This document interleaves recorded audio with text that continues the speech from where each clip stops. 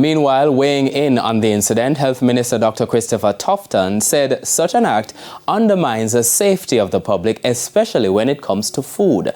The minister was speaking in St. James.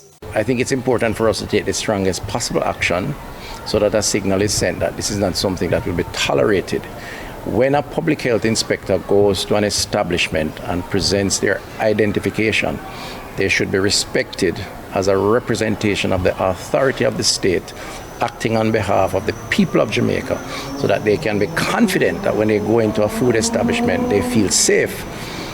To engage, to manipulate that process and create an impression that is false is to undermine that process.